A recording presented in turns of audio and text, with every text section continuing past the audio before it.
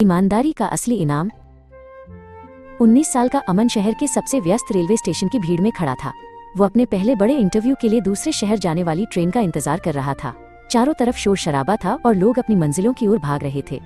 अमन अपने बैग को थामे हुए स्टेशन की फर्श पर टहल रहा था। चलते चलते अमन की नजर जमीन पर पड़ी। भीड़ के पैरों के बीच धूल में सना हुआ 500 रुपए का एक नोट पड़ा था। अमन ने झुककर उसे उठा लिया। 500 रुपए एक छात्र के लिए बड़ी रकम थी, जिससे वो पूरे महीने का छोटा मोटा खर्च निकाल सकता था। उसके मन में एक पल के लिए लालच आया, लेकिन उसने तुरंत अपने आसपास देखना शुरू किया। पास ही एक बेंच पर एक बुजुर्ग व्यक्ति बैठे थे, जिनका नाम विमल था।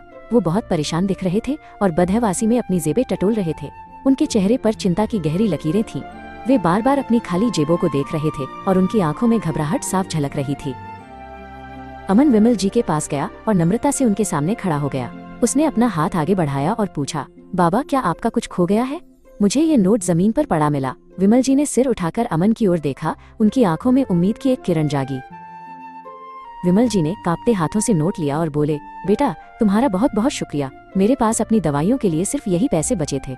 अगर ये न मिलते तो मैं आज मुश्किल में पड़ जाता। उन्होंने अमन के सिर पर हाथ रखकर उसे आशीर्वाद दिया और कहा कि ईमानदारी ही इंसान की सबसे बड़ी पहचान होती है। एक हफ्ते बाद अमन एक बहुत बड़ी और मशहूर कंपनी के मुख्यालय पहुंचा। वो अपने करियर के सबसे महत्वपूर्ण इंटरव्यू के लिए तैयार था। बिल्डिंग बहुत भव्य थी और अंदर का माहौल बहुत प्रोफेशनल था। अमन अपनी फाइल को सीने से लगाए हुए लिफ्ट की ओर बढ़ा। वो वेटिंग एरिया में बैठकर अपनी बारी का इंतजार करने लगा। वहाँ कई और उम्मीदवार भी थे जो बहुत अनुभवी लग रहे थे। अमन थोड़ा नर्वस था, लेकिन उसे अपनी मेहनत पर भरोसा था। वो अपनी फाइल के पन्ने पलटते हुए खुद को शांत रखने की कोशिश कर रहा था। जब उसका नाम पुकारा गया तो वो धड़कते दिल के साथ मुख्य केबिन के अंदर गया। केबिन के अंदर एक बड़ी मेज थी और उसके पीछे एक ऊंची कुर्सी थी। कुर्सी की पीठ अमन की तरफ थी, इसलिए वो इंटरव्यू लेने वाले का चेहरा नहीं देख पा रहा था। जैसे ही कुर्सी घूमी, अमन के होश उड़ गए। सामने वही बुजुर्ग व्यक्ति बैठे थे जो उसे रेलवे स्टेशन पर मिले थे, विमल जी। वे उस कंपनी के फाउंडर थे। विमल जी ने अमन को देखते ही पहचान लिया और उनके चेहरे पर एक गौरवपूर्ण मुस्कान आ गई।